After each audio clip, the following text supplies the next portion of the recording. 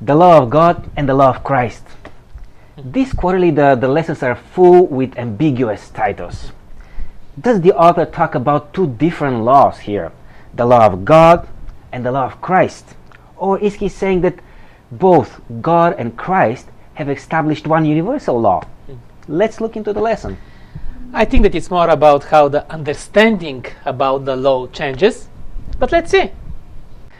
Jesus, as being part of the Trinity, has created the law.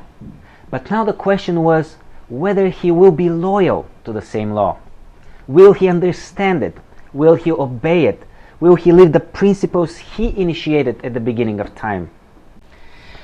I don't get this reasoning. The moral law is a reflection of God's character. It's who he is, not something that he imposes on himself. It's this thing that when Jesus came, he introduced a new concept, that the law, believe it or not, is love.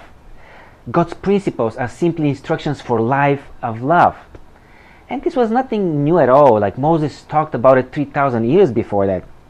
But the way of observance that was widely accepted by the Jews was completely different, left with no taste, left with no spirit.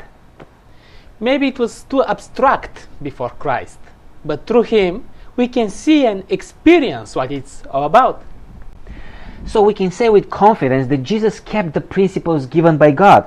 He was passionate about the temple, and he was passionate about true worship to God. But he also revealed how to live the law. It was not supposed to be a burden anymore, but a desirable way of love as we go on with our daily moments.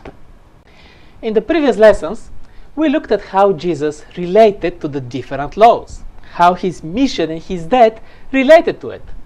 I think that the core of this lesson is on how he preached it, how he lived it, and maybe more precisely on how he embodied the law.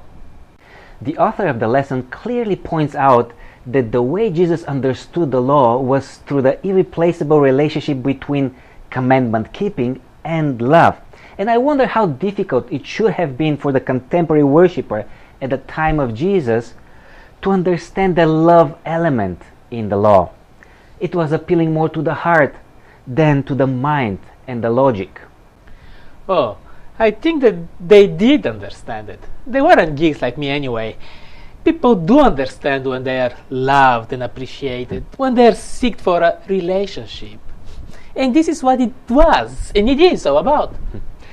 Everything would have been okay if we haven't read the verse that Paul says, "Though I'm not free from God's law, but I'm under Christ's law," in 1 Corinthians 9:21. Clearly he speaks here about two laws, God's law and Christ's law. Or is he? What's the problem? How do you understand it?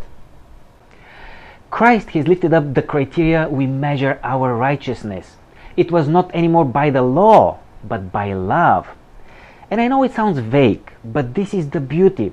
It's not anymore a limited list of things we have to check mark that we have done, but a limitless forgiveness, a limitless kindness, humility and sacrifice.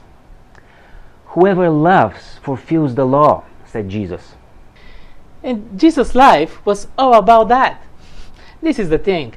If we remove Jesus, his love and sacrifice, we are left with rules and condemnation. The law then becomes a burden and something very undesirable. But with Jesus, God's law displays the character of the Creator and witnesses the most beautiful relationship. After all, Jesus lived according to the law. He knows what is to be perfect in a sinful world. Now he can be appointed to be the rightful judge. He really captured the spirit of the law.